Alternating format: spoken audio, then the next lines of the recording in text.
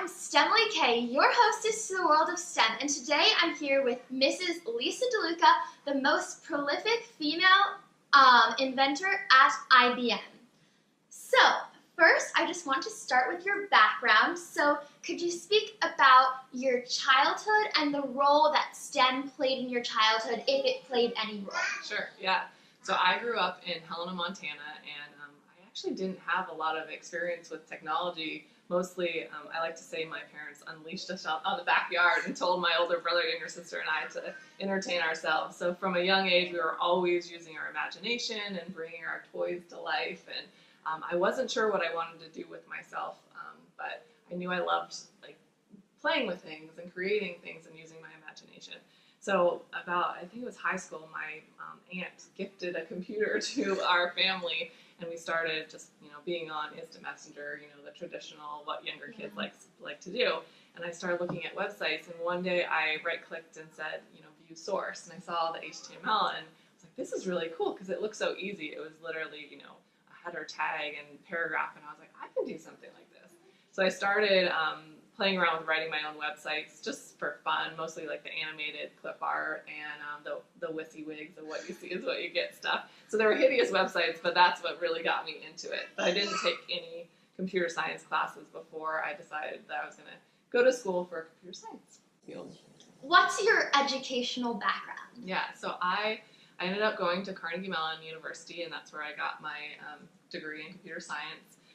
And then after that, I got my job with IBM, so I started working at IBM. And while I was at IBM, I thought I'd go back and get a master's degree. And I knew I wanted to understand more of the business side of things, because I've always wanted to start my own business. So I ended up going back and getting a master's in technology commercialization from the University of Texas. Those are my 2 degrees. How has your STEM education led you to the careers that you've had, and could you speak about what they are? Sure, yeah.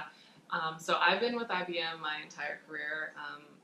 I've been here about 12 years, and it's really funny because IBM is such a huge company that you can change groups, and it's like starting over at a whole new company. So I started out doing, yeah, it is awesome. I started out doing Java development, and then switched over to a few other things, and for fun on the side, I was doing mobile development. So I was like, I want to write my own mobile applications. So I started playing around with Apache Cordova and doing hybrid mobile development, and I was like, I need to find a group within IBM that does this so I can do what I do for fun, for work. So I ended up, finding a group that does it and was able to switch over and do that. So I've had the mobile group. I did cloud computing for a while. I just was doing some stuff with commerce and retail, which is really fun. And now I'm over in our IoT division. Could you speak about your current position within IBM and what a typical day is like for you? Sure.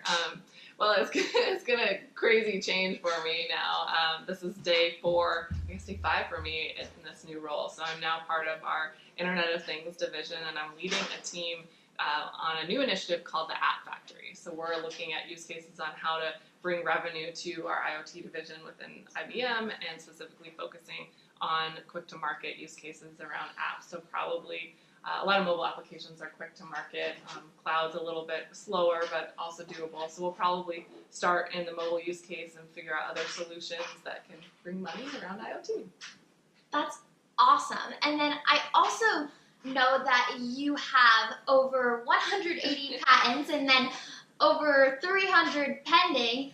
And in addition to that, you also were included in the MIT Technology Review's 35 inventors under the age of 35. So with all of this invention, what really sparked your interest in that and your passion for loving what you do?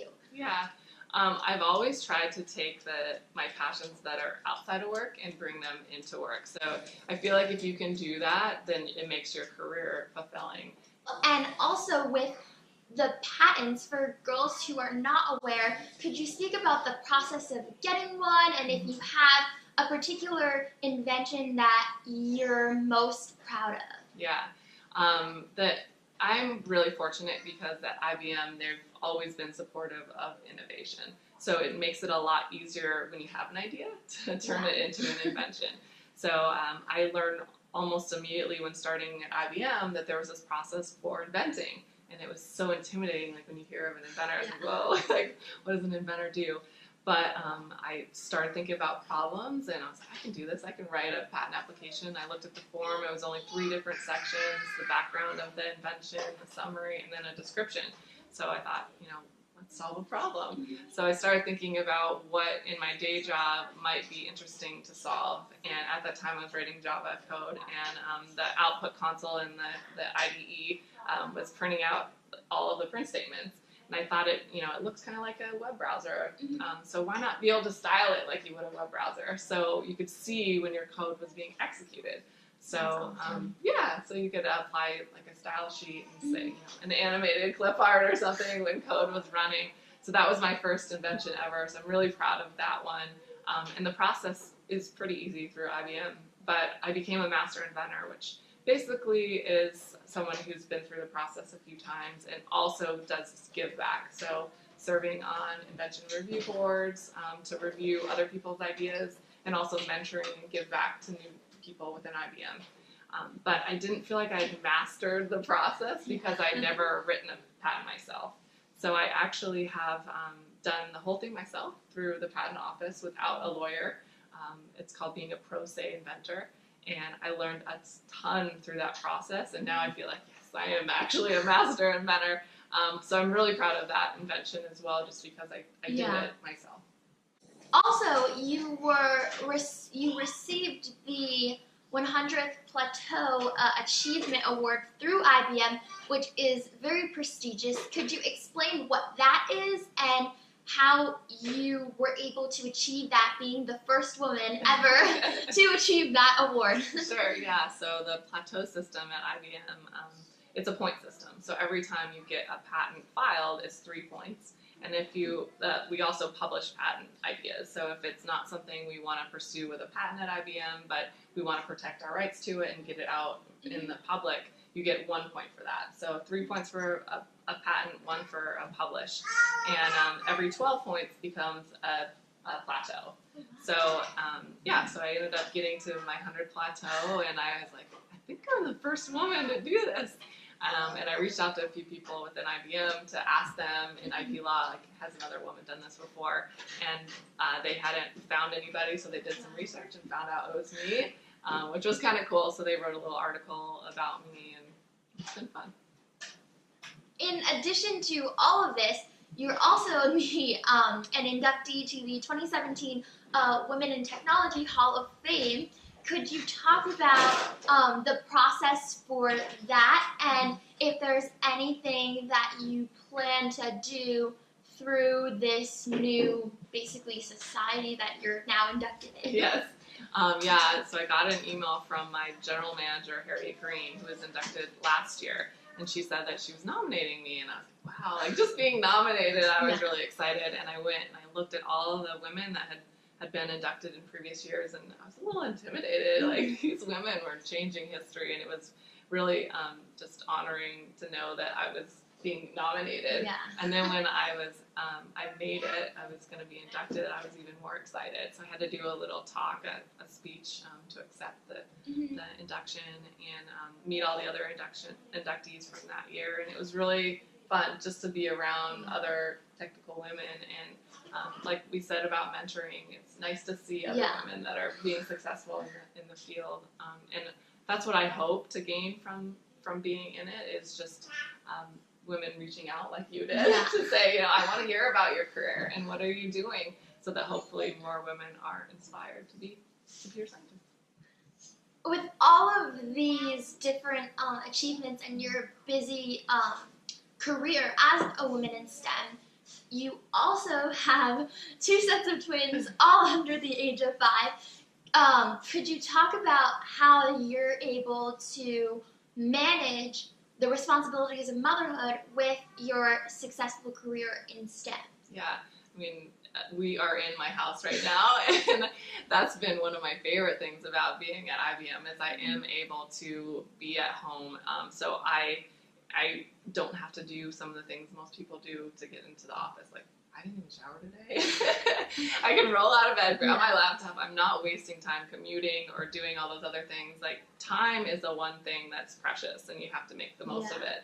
And becoming a parent has really helped me manage my own time, because before I was just working a lot, and now it's like I have to stop at a certain time so that I can get my kids dinner and get them in bed. So it just helps me manage and be more effective with my time. Speaking of your children, you actually wrote a few children's books. Could you speak about what each one is about and what inspired you to write them? Sure. Yeah, so this is the one we already talked about a little bit. My first one is called A Robot Story, Learn to Count to 10 in Binary. And, hey, you want to show the book? Come here. Come here. This is Olivia. So this one is a mom, who's a mom robot who's teaching her twin sons, because my first set are boys, how to count to 10 in binary. So it's just kind of a rhyming, more memorization, not really teaching the actual math behind binary. And that was the idea behind this one. So I raised, I think it was around $13,000 on Kickstarter and self-published. So you can have this one. Oh my gosh, awesome. And then this one is called The Internet of Mysterious Things. Hi, Emily. And this one was kind of fun because I went to a tech conference, and after one of the big general sessions, people were coming out of the session and they were all looking down at their phones, and people were actually running into each other. And so I thought it'd be really fun to explain how things work with these mysterious creatures. So like there's a leprechaun. Hi, Olivia. There's a leprechaun that runs across the wall when you're turning a light on and off. Just kind of explaining these things that we don't see because we're so engaged with our devices. But on every page, I have these NFC tags. So if you take your smartphone and you tap it, you just hold your phone over the tag. It will open a companion web application or a website. So. Oh my gosh, that is so cool.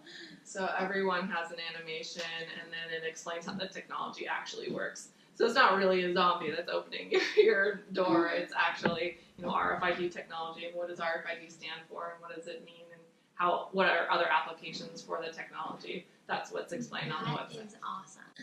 Well, I want to thank Mrs. DeLuca for being with us today and sharing her experience as an inventor and a coder and a woman in computer science. But always remember, I'm STEMilyK, your hostess to the world of STEM. Bye!